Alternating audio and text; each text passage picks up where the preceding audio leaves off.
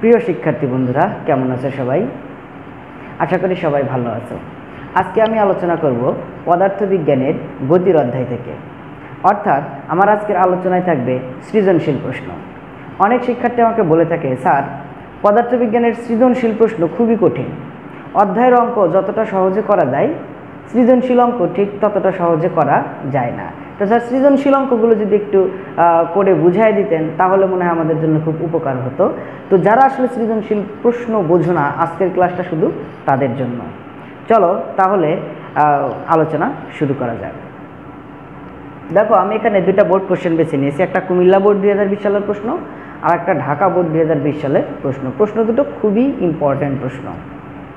তো দেখো এখানে কি বলা আছে, স্থির অবস্থায় থাকা 5 কেজি ভরের একটি বস্তুর উপর 5 নিউটন বল 4 সেকেন্ড ধরে কাজ করছে, তার 4 সেকেন্ড পর 10 নিউটন বল আবার 4 সেকেন্ড ধরে কাজ করছে। তার মানে কি হয়েছে, দেখো কোনো বস্তুর উপরে 5 কেজি ভরের কোনো বস্তুর উপরে প্রথম 4 সেকেন্ড বল প্রয়োগ করার পরে পরবর্তী 4 সেকেন্ডের জন্য বলটাকে প্রত্যাহার করে নেওয়া হয়েছে। অর্থাৎ প্রথম 4 সেকেন্ডই বস্তুর উপরে বল প্রয়োগ কাজ করেছে, অর্থাৎ বলটা যে প্রয়োগ করেছে সেটা শুধু প্রথম 4 সেকেন্ডের জন্য। তারপরে বলটাকে প্রত্যাহার করে নেওয়া হয়েছে এবং পরবর্তী 4 সেকেন্ডে বস্তুর উপরে আর কোনো প্রকার বল প্রয়োগ করা হয়নি। এবং এই সময় বস্তুরা তাহলে কোন বেগে গেছে প্রশ্ন আসতেই পারে।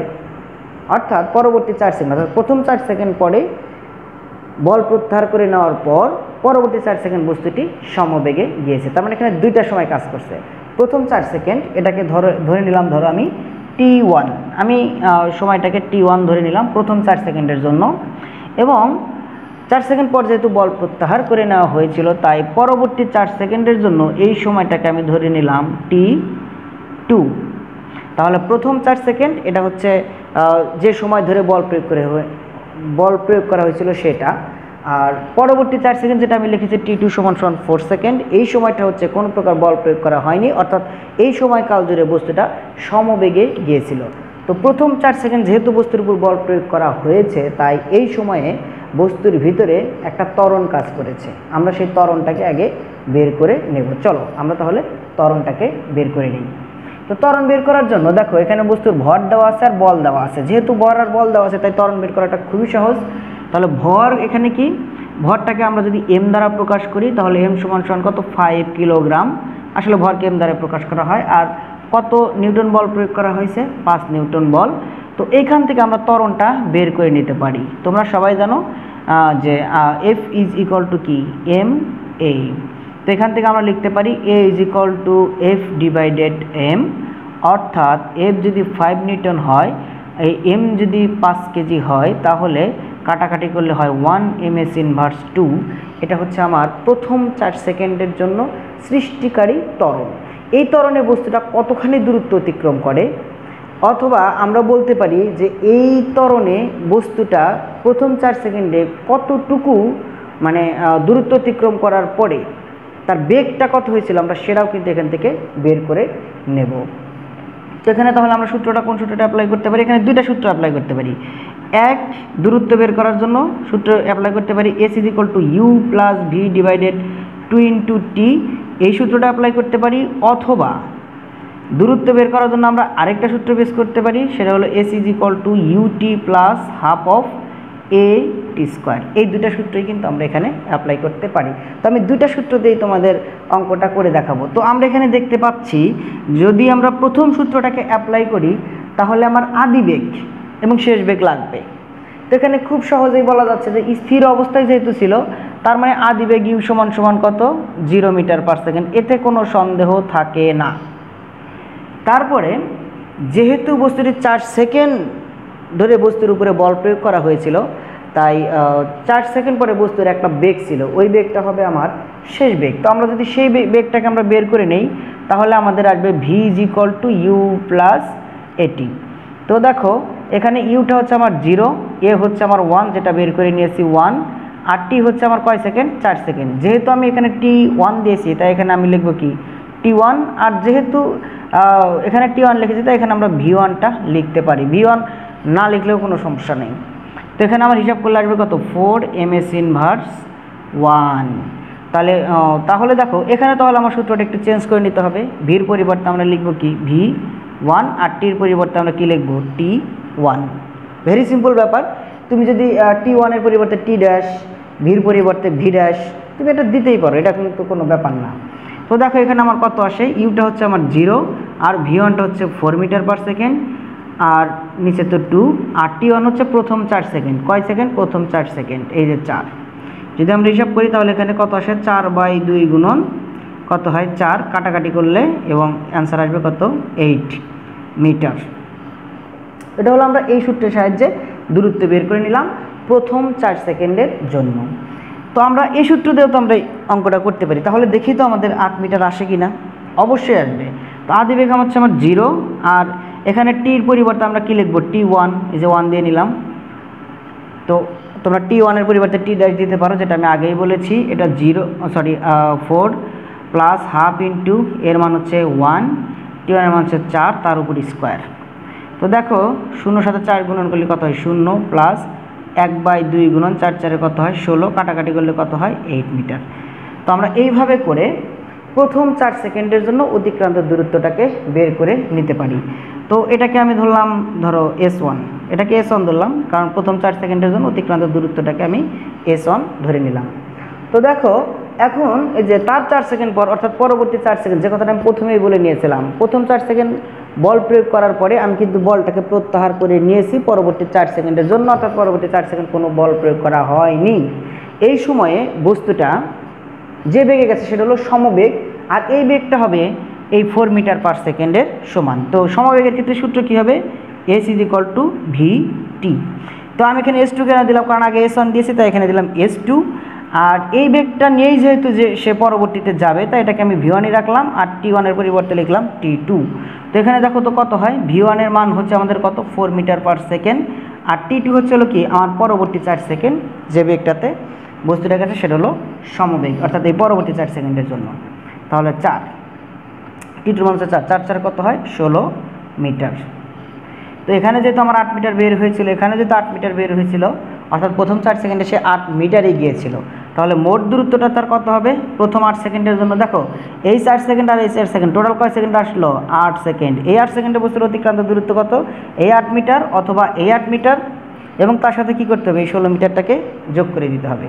তো আমি এখানে লিখে নিই মোট দূরত্ব, এটাকে আমরা S দ্বারা প্রকাশ করি, তাহলে S1 প্লাস S2। তাহলে S1 হচ্ছে 2টা 8-এর যে কোনো একটা 8, যেটা দিয়ে করবা সেই 8টাই নিবা, আর S2-র জন্য আমরা কত নেব 16 মিটার, অর্থাৎ 8 আর 16 কত মিটার হয় 24 মিটার।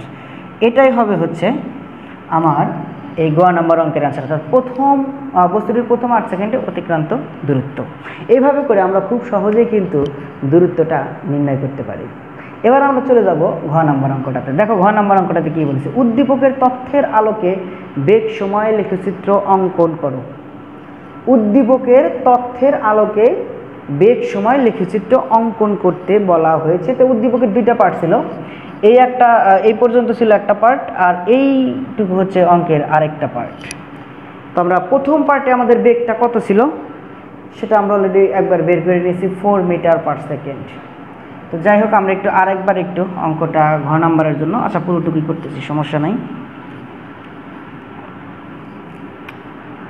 দেখো ঘ নাম্বার অঙ্কটাতে কি বলা আছে।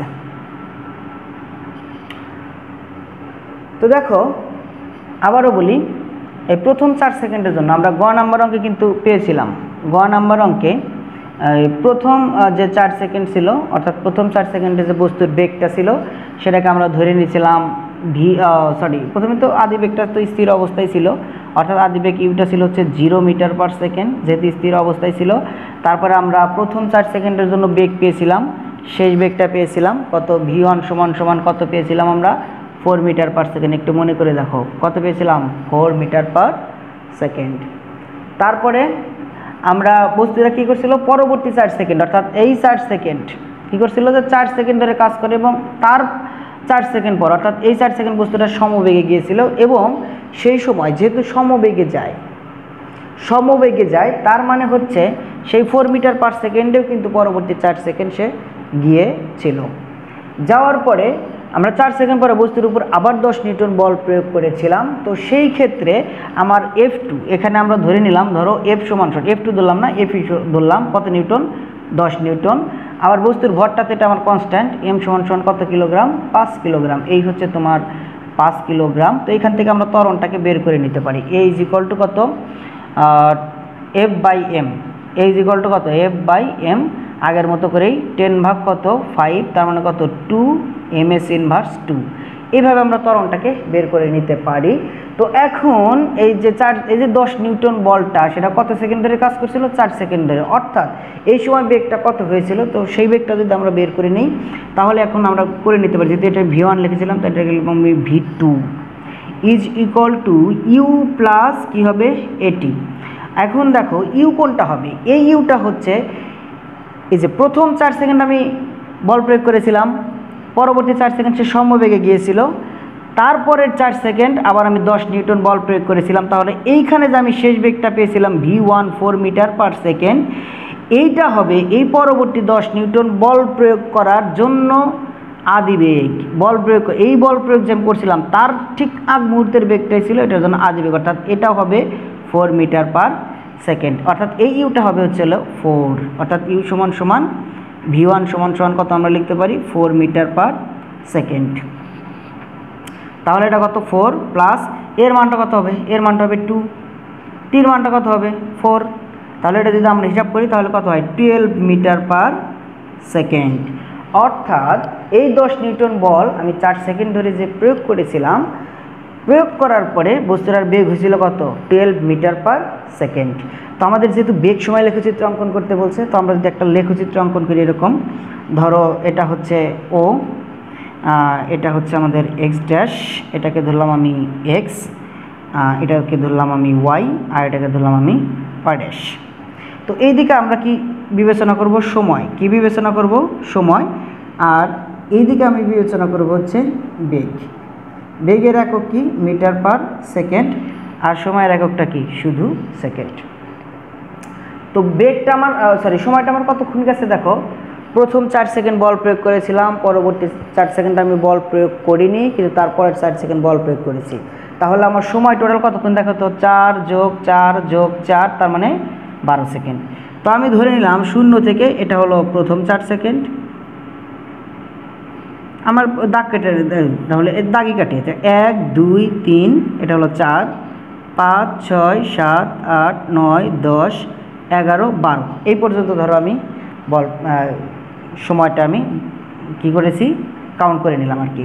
তাহলে 1 2 3, এটা হলো 4 5 6 7, এটা হচ্ছে আমার 8 9 10 11, এটা হচ্ছে আমার 12। এই সময় পর্যন্ত আমি 12 সেকেন্ড হিসাব করে নিলাম।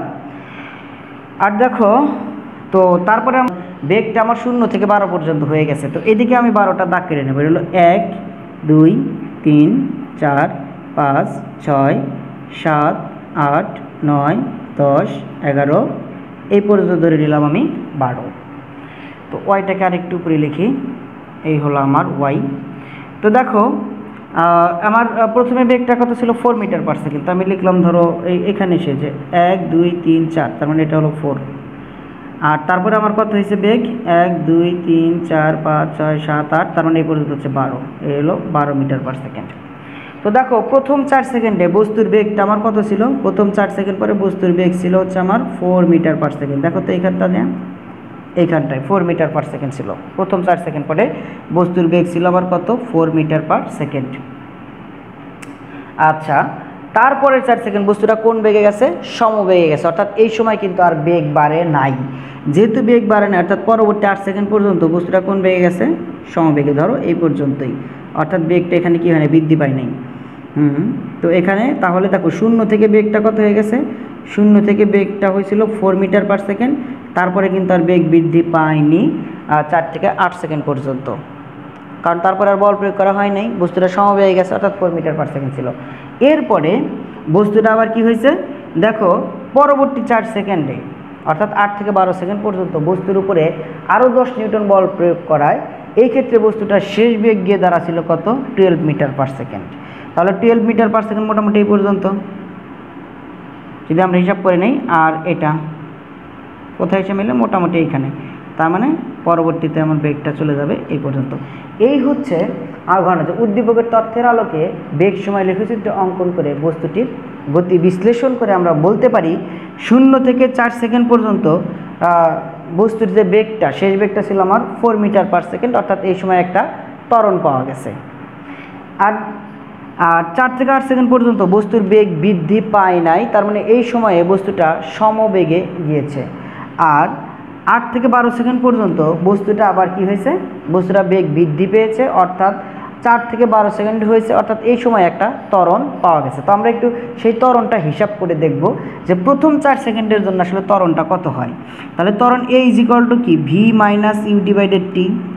তো ভিটা কি, ভিটা হচ্ছে আমার শেষ বেগ। দেখো প্রথম 4 সেকেন্ড পর শেষ বেগ কত ছিল আমার 4 মাইনাস ইউ, ইউটা এখানে কত, আদি বেগটা হচ্ছে 0, আর টিটা হচ্ছে কয় সেকেন্ড, 4 সেকেন্ড প্রথম 4 সেকেন্ডের জন্য। তো দেখো আমার প্রথম 4 সেকেন্ডের জন্য ত্বরণ কত আসে, 4/4 = কত, 1 ms², অর্থাৎ প্রথম 4 সেকেন্ডের জন্য বস্তুর ত্বরণটা ছিল 1 মিটার পার সেকেন্ড। এখন পরবর্তী 4 সেকেন্ডে তো বস্তু সমবেগে গেছে, তাই এক্ষেত্রে ত্বরণটা কী হবে, 0, অর্থাৎ পরবর্তী 4 সেকেন্ডের জন্য বস্তুর ত্বরণটা কী হবে, 0। দেখো A = যদি আমরা বের করি V - U/T, পরবর্তী 4 সেকেন্ড, তার মানে এই 4 থেকে এই 8, তার মানে 4 সেকেন্ড, 4 থেকে 8 মানে কয় সেকেন্ড, 4 সেকেন্ড। কারণ 4 সেকেন্ড আগেও বস্তুর বেগ ছিল 4 মিটার পার সেকেন্ড, 4 সেকেন্ড পরেও বস্তুর বেগ ছিল কত, 4 মিটার পার সেকেন্ড, অর্থাৎ 4 - 4 এতে 0/4, তার মানে পরবর্তী সময়ের জন্য আমরা কি পাই নাই, বস্তুর কোনো প্রকার ত্বরণ পাই নাই, অর্থাৎ সমবেগে গেলে বস্তুর ত্বরণ 0 হয়, এটা হলো তার প্রমাণ। ঠিক আছে, এটা পরবর্তী 4 সেকেন্ডের জন্য, অর্থাৎ এই 4 থেকে এই 8 সেকেন্ড পর্যন্ত। এবার 8 থেকে 12 সেকেন্ড পর্যন্ত বস্তুটার ত্বরণ কত, আমরা সেটাও কিন্তু খুব সহজে হিসাব করে নিতে পারি। A = এখান থেকেও আমরা সূত্রে অ্যাপ্লাই করব, V - U/T।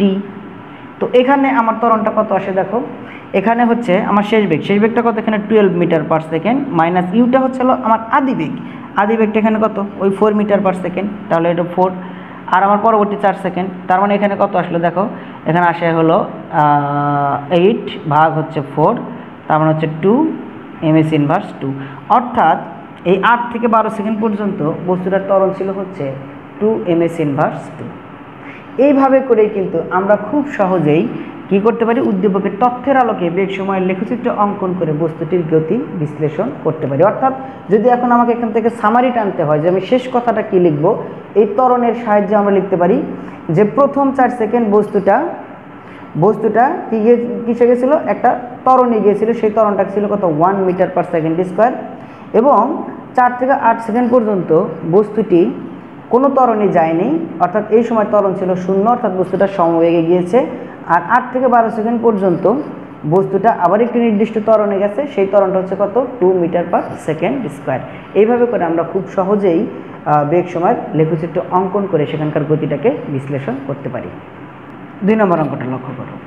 2 নম্বর অঙ্কটাতে কী বলা আছে, দেখো আমরা চিত্র দেখে একটু চিন্তা করি যে ভূমি থেকে, এই যেটা হলো ভূমি চিহ্নটা বোঝায়, তো ভূমি থেকে 120 মিটার উঁচুতে এই অবস্থানে একটা বস্তু রাখা আছে।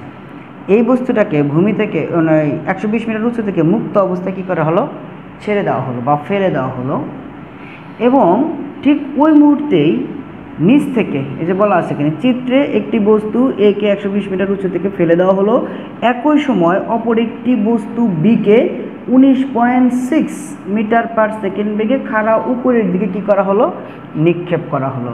এখন বলা হলো যে 3 সেকেন্ড পরে এ বস্তুর বেগ কত হবে। তো গ নম্বর অঙ্কটা খুবই সহজ, এখানে ভালো করে খেয়াল করে দেখো।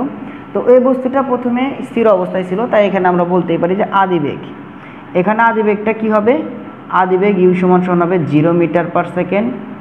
যেহেতু এখানে পরন্ত বস্তুর সূত্র অ্যাপ্লাই করা হচ্ছে, তাই এখানে অভিকর্ষ ত্বরণ জির একটা মান থাকবে, অর্থাৎ অভিকর্ষ ত্বরণ থাকবে এখানে 9.8 ms²। আর টি, এখানে টিটা এখানে বলা আছে টি কত, টি অর্থাৎ সময় দেওয়া আছে কত, 3 সেকেন্ড, আমরা বলতেই পারি টি হচ্ছে 3 সেকেন্ড।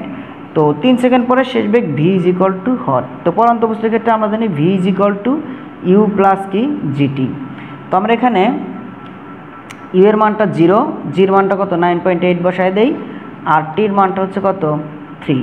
তো আমরা যদি এটা হিসাব করি তাহলে 0 প্লাস দেখো 3 8 24 4 কত হয় 3 নং 27 দিয়ে 29 অর্থাৎ 29.29.4 মিটার পার সেকেন্ড, অর্থাৎ 3 সেকেন্ড পরে বস্তুর বেগ হবে 29.4 মিটার পার সেকেন্ড।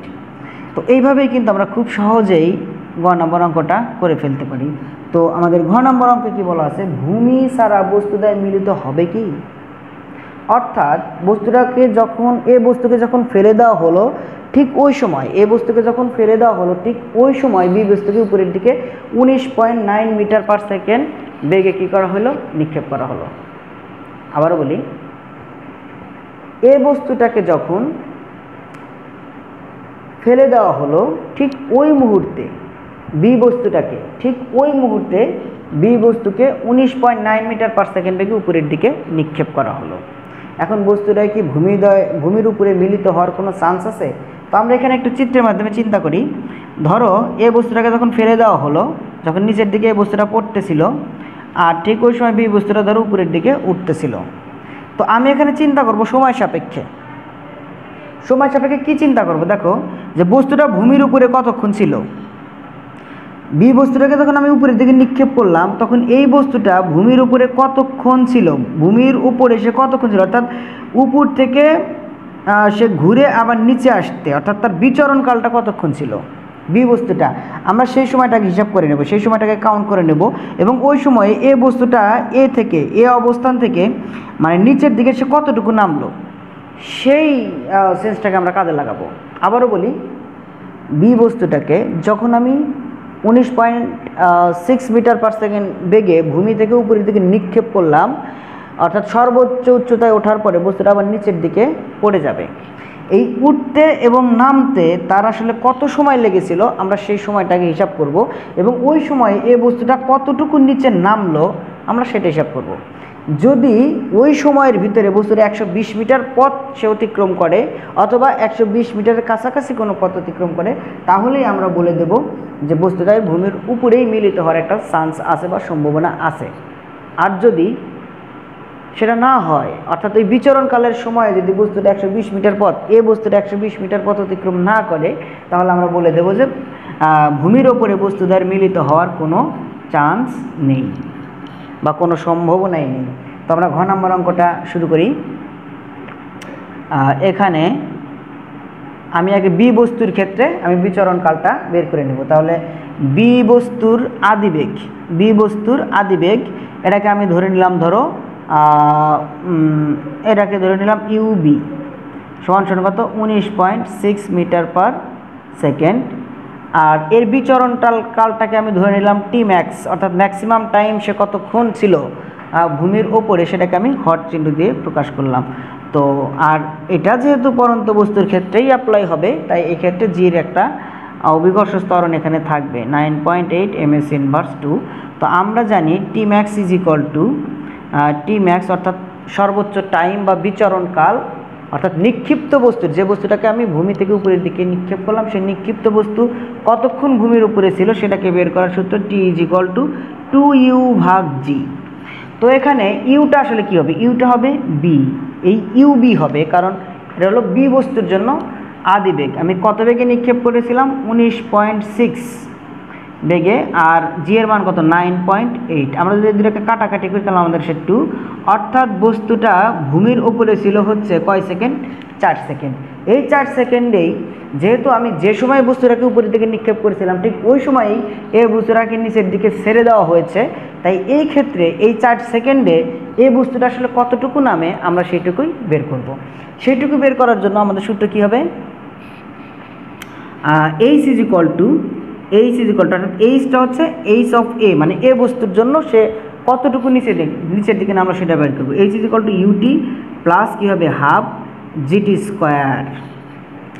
এখানে এ বস্তুটা কী ছিল, এ অবস্থানে স্থির ছিল, তাই এই এ বস্তুর জন্য এটাকে আমি লিখলাম ইউ অফ এ, অর্থাৎ এ বস্তুর জন্য আদিবেগ হবে কত 0 মিটার পার সেকেন্ড, আর টিটা হবে হচ্ছে হলো এই 4 সেকেন্ডই, আমরা এটাকে 4 সেকেন্ডে ধরে নেব যে 4 সেকেন্ডে সে কতখানি নিচের দিকে নামলো।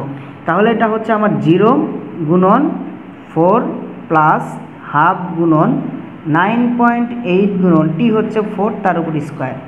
তো এটা যদি আমরা হিসাব করি তাহলে এটা 4 আসে, তাহলে হাফ গুণন 9.8 গুণন 4 4 কত হয় 16, এটার সাথে যদি এটা আমরা কাটাকাটি করি তাহলে 8 হয়।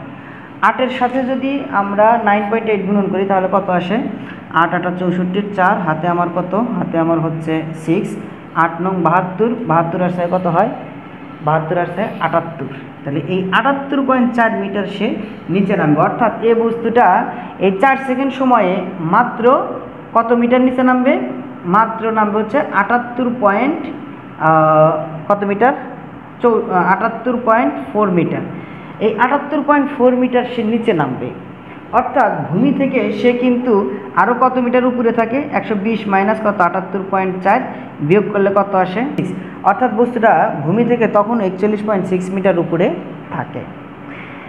তো দেখো এখানে খুব ভালো মতো একটু খেয়াল করো, তো বস্তুটা অর্থাৎ এই এ থেকে 4 সেকেন্ডে সে 78.4 মিটার উপরে, অর্থাৎ সরি এ অবস্থান থেকে সে 78.4 মিটার নিচে নামে, অর্থাৎ ভূমি থেকে বস্তুটা 41.6 মিটার উপরে অবস্থান করে। তাই আমরা বলতে পারি যে এ এবং বি বস্তুর ভূমি ছাড়া আর কোথাও মিলিত হওয়ার কোনো সুযোগ নেই। এইভাবে করে কিন্তু আমরা খুব সহজেই যে কোনো সৃজনশীল অঙ্ক সমাধান করে ফেলতে পারি।